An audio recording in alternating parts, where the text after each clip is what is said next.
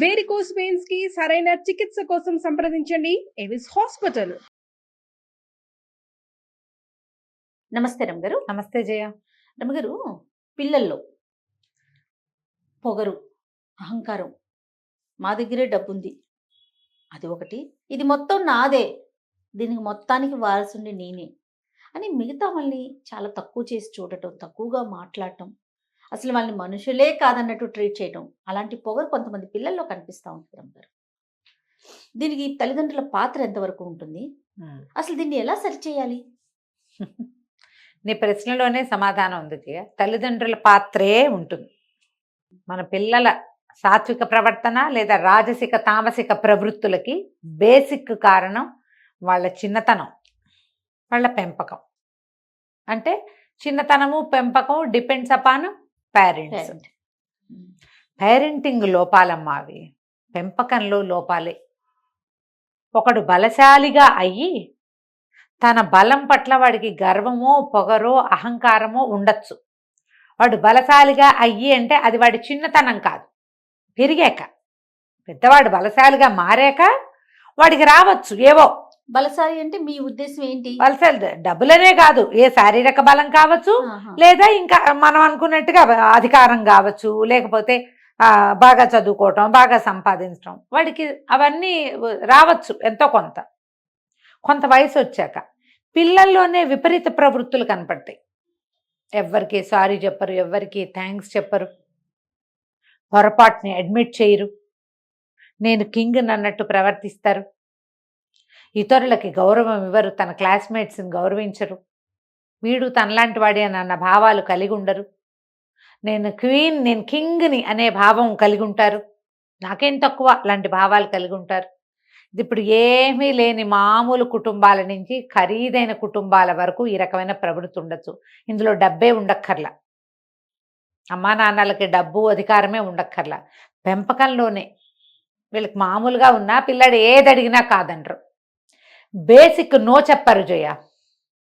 బేసిక్గా నో అనేది, ఇప్పుడు పిల్లాడు ఎంతసేపు చేతులు చాచి ఎత్తుకోమంటాడు, వాడికి అనారోగ్యమో జ్వరమో ఆకలో భయమో ఉంటే ఎత్తుకోవాలి. ఊరికే మారానికి ఎత్తుకుంటే మాన్పించాలి వాడిని. మాన్పకుండా వాడు అన్నప్పుడల్లా నువ్వు ఆ పని చేస్తూ ఉంటే అలవాటైపోతుంది వాడికి. ఎవరినైనా కొరికాడు కొట్టాడు కేకలే అనకపోతే అనాలుగా అనాలి ఒక మాట అనరు చాలామంది.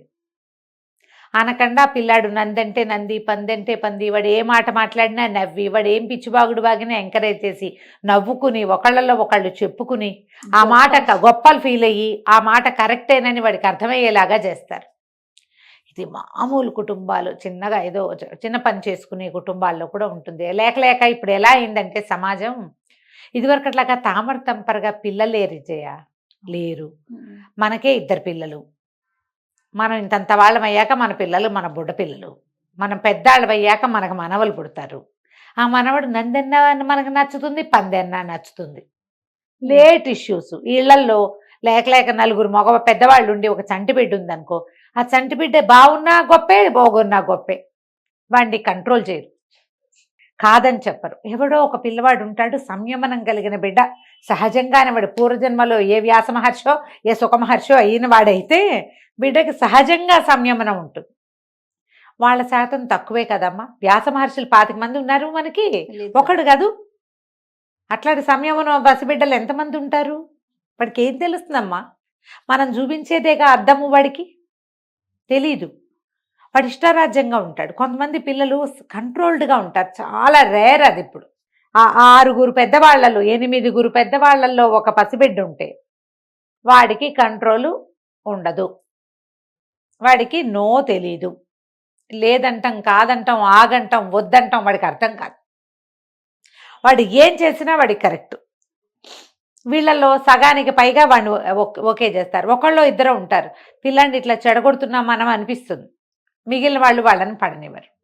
అందరిళ్లలో సాధారణంగా సమాజంలో ఇదే పరిస్థితి ఉందమ్మా. ఇప్పుడు ఇదే పరిస్థితి. ఇక్కడ ధనిక పేద తేడా లేదు. డబ్బులున్న వాళ్ళు పిల్లల్ని చెడగొడుతున్నారని అనుకోకండి, డబ్బులు లేని వాళ్ళు కూడా చెడగొట్టుకుంటారు. మన్మాని వాడు మారం చేసి గోవాలు పెడితే వాడికి శక్తికి మించింది చేసేస్తున్నారు. వాడు ఏదంటే అది చేసేయాలి. మనం ఒక డైలాగ్ ఉంటుంది, ఎండ్ ఆఫ్ ద డే ఇదంతా ఎవడికి, వీడి కోసమే కాదు అని చేసేస్తాం. వాడు కంట్రోల్ ఉండదమ్మా. ఉండక వాడు అహంకారము పొగరు ఏర్పరచుకుంటారు. చిన్న వయసులోనే పిల్లలు అవతల వాళ్ళని తుస్కరించేయటం, ఎంత మాట పడితే అంత మాట బూతులాడేయటం, పెద్ద చిన్న లేకపోవటం, ఇదంతా నాదనే ఫీలింగు. నువ్వు సంపాదించలా, మీ నాన్న సంపాదించలా, తాత ముత్తాత సంపాదించింది ఇవాళ పెరిగింది. ఇది వరకు 200 గజాలు 1000 గజాలు ఉంటే అది చాలా చిన్నదిగా ఉండేది. ఇప్పుడు గజం 2 లక్షలు అయింది అంటే 1000 గజాలు ఎంత అయింది? డబ్బు కాదు. అదంతా మల్టిప్లై చేసుకొని చూస్తామా, ఈ డబ్బుకి నేను అధిపతిని అని తండ్రి ఇదంతా వీడిదేనని బిడ్డకు చూపిస్తాడు. వాడినే కింగుని అనుకుంటాడు. పసిబిడ్డకి ఏం తెలుస్తుంది పాపం. ఇప్పుడు ఏడాది వాడు పసిబిడ్డే, 15 ఏళ్ళ వాడు కూడా పసివాడేనమ్మా. వాడికి ఏం తెలీదు లోకం, ఏం తెలీదు. పాత రోజుల్లో 15 ఏళ్ళకి పెళ్ళిళ్ళు అయిపోయి వాడికి మొక్కి కూడా తెలిసి తీరాలి వాళ్ళకి ప్రపంచం, చాలా విషయాలు తెలిసేవి. ఇప్పుడు మనం 15 ఏళ్ల పిల్లలు కూడా పెద్దవాళ్ళని కానివిటల్లా, వాడు ఇంకా మనకి నోట్లో పెట్టి అన్నం పెట్టేవాడే. తెలియకూడని విషయాలన్నీ తెలుస్తాయి. ఇప్పుడు అదే వచ్చింది తిప్పలు. తెలియాల్సిన విషయాలు మనం ఇప్పుడు లోక జ్ఞానము, మంచి మర్యాద తెలియవు, పిచ్చివేషాలు, చేయకూడని పనులు, వెధవ పనులు, పనికిమాలిన పనులు, పనికిమాలిన ఆలోచనలు మాత్రం తెలుస్తాయి. అది సమాజం నుంచి నేర్చుకుంటారు. కానీ రమ్మగారు, తల్లిదండ్రులు ఎంత కష్టపడి తినక పోగు చేసి కూడబెట్టి మీరన్నట్టుగా విపరీతంగా పెరిగిపోయి ఇప్పుడు వచ్చిన జనరేషన్ కి దీనికి మొత్తానికి నేనే వారసునని మిగతా వాళ్ళు ఇలా చూస్తా ఉంటే అలాగే చూస్తున్నారు. ఎట్లా రమ్మగారు? చాలా కష్టం అమ్మా. పైగా మీకు దీనివల్ల మనకు వచ్చిన నష్టం లేదమ్మా, సమాజానికి వచ్చిన నష్టం లేదు. ఎవరికైతే ఈ తత్వం ఉందో వాడికి ఎక్కువ కష్టం. సమాజంలోనే కదా ఉన్నాడు, ఆ బిడ్డ బతకడం కష్టం. వాడు సమాజంలోనే కదా ఉంటాడు. కానీ తన అమ్మాయి కానీ అబ్బాయి కానీ అమ్మాయి కానీ వీళ్ళకి ప్రజలతోటి సమానంగా పోవటం రాదు, స్నేహితులతో బాగా ఉండరు, పొగరు, అహంకారం చూపిస్తారు, ఎవరు వీళ్ళకి సపోర్ట్ చేయరు, ప్రైమ్ టైంలో వదిలేస్తారు వీళ్ళని. అంతే కదా, వీటితోటి మనకెందుకురా అనుకుంటారు. అశుద్ధం మీద రాయేస్తే మొహం మీద పడుతుంది అనుకుంటారు. ఎవరైనా వేస్తారమ్మా, బురదలో రాయి వేయరు. కాస్త కలిసి ఉన్న నాళ్ళు, పార్టీలు ఫంక్షన్లు జరిగిన నాళ్ళు కలిసి ఉంటారు. ఏదైనా తేడా వచ్చిందో వీళ్ళని వదిలేస్తారు. సాయిదా ఫాయిదాగా మంచిగా పోయిన వాడు ఉన్నాడు అనుకో, అయ్యో వీడు చాలా మంచివాడు, మనకు అప్పుడెప్పుడో సాయం చేశాడు, వీడు మెతకవాడు, మంచివాడు, పాపం అని జాలిపడి వెనకాల ఉంటారు. 100 మంది స్నేహితుల్లో 2 మంచివాడి వెనకాల ఉంటారమ్మా. 1000 మంది స్నేహితులున్న చెడ్డవాడికి, ఈ దుర్మార్గమైన ప్రవర్తన కలిగిన వాడికి ఒకడు కూడా వీడు వెనకాల రాడు, ఉండడు. పనివాళ్ళు బతకరు వీళ్ళ దగ్గర, పనివాళ్ళు ఉండరు, పారిపోతున్నారమ్మా. ఇది వరకు పాతకాలంలో బానిసల కాలం, ఈ ఊళ్ళో అయితే బాంచన్ కాల్మొక్తా అనేవాళ్ళు, ఇక్కడేమో బానిసలుగా ఉండేవాళ్ళు. మన వైపేమో వెట్టికి పనిచేసేవాళ్ళు. తాతల ముత్తాతల కాలం నుంచి మన దగ్గర పడే ఏడ్చి పాపం వాళ్ళ కర్మానికి, అంతేగా వెట్టి చాకిరి ఉండేది. ఇప్పుడు ఆ కాలం పోయిందమ్మా, అది పోయి చాన్నాళ్ళు అయింది. వీళ్ళు తెలుసుకోవటల్లా, తెలుసుకోక ఎవరినైనా సరే తుస్కరించేసేయటం. పనిచేస్తే ఏమిటి, వాడు మనిషి కాదు, వాడు మనలాగానే కదా.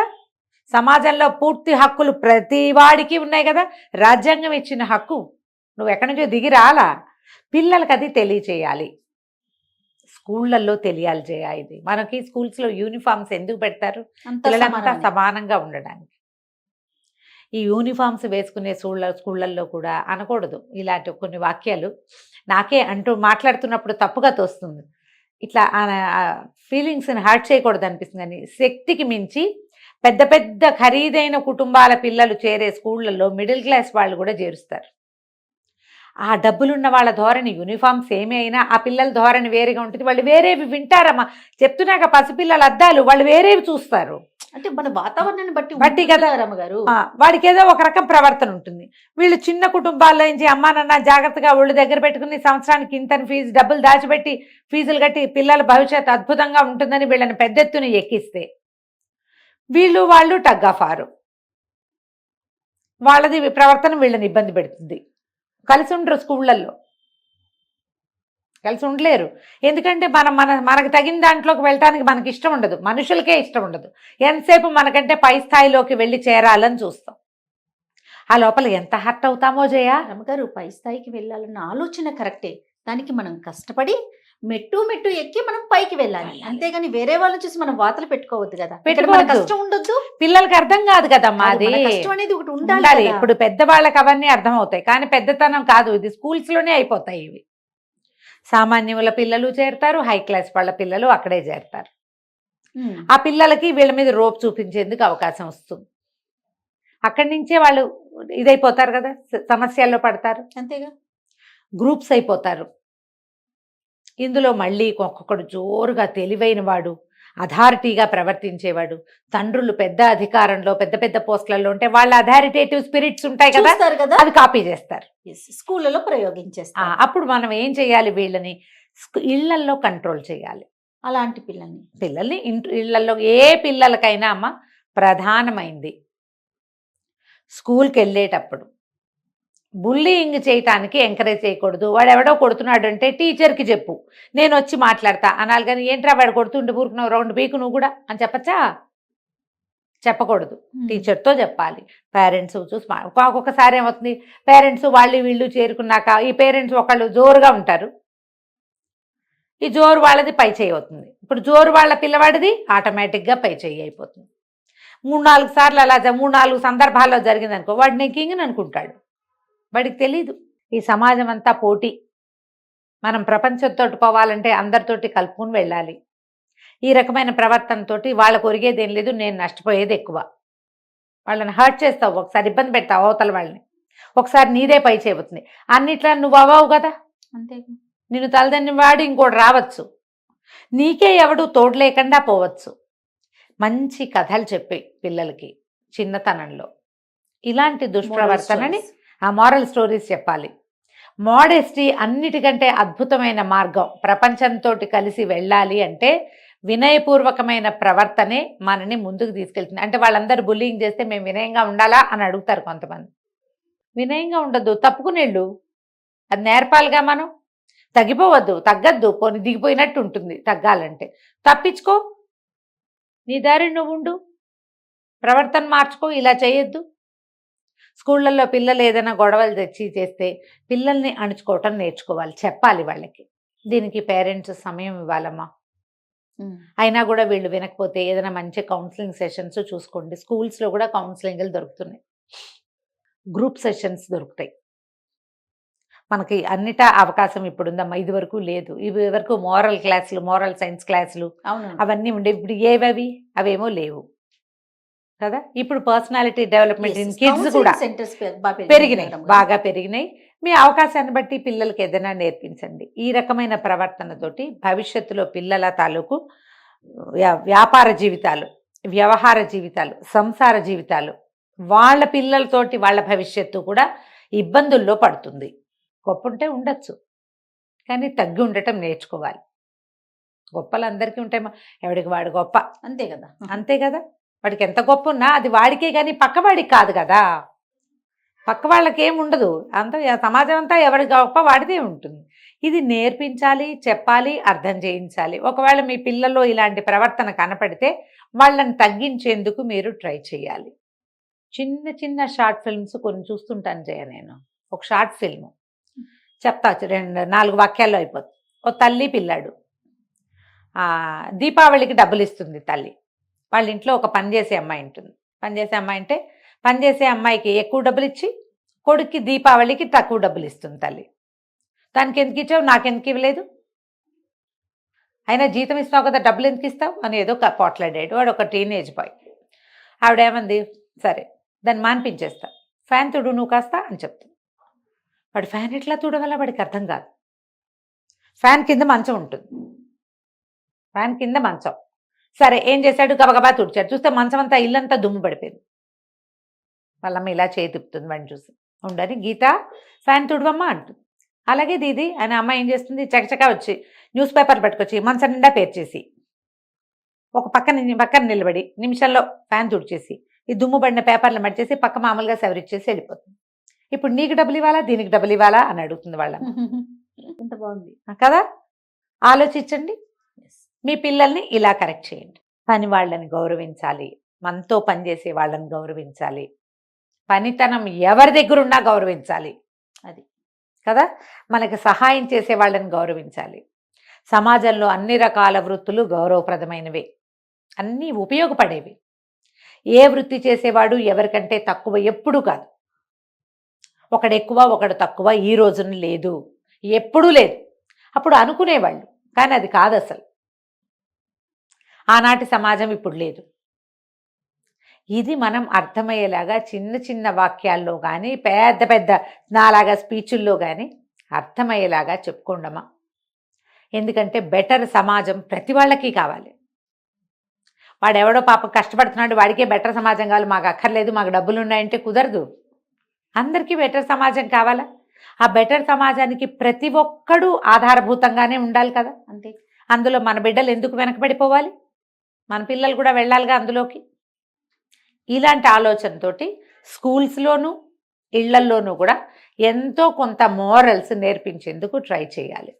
స్కూళ్ళల్లో ఒక మోరల్ సైన్స్ క్లాస్ ఉండి వాళ్ళకి ఇలా సమానత్వము, సాధికారత, సరైన పదాలతోటి మంచి భాషతో ఏదైనా చెప్పించగలిగితే గవర్నమెంట్ స్కూల్స్లోనూ ప్రైవేట్ స్కూల్స్లోనూ కూడా చాలా బాగుంటుంది. మనకి ఎందుకో అలాంటి పద్ధతి ఇప్పుడు తగ్గిపోయింది. అది లేకపోవడం ఒక ఇబ్బంది ఏమోనని అనిపిస్తుంది నాకైతే కదా. అవునండి. ఈ వైపుగా విద్యా సంస్థలు కూడా ఆలోచిస్తే బాగుంటుంది. రైట్ రమ్మ గారు, నమస్తే. నమస్తే.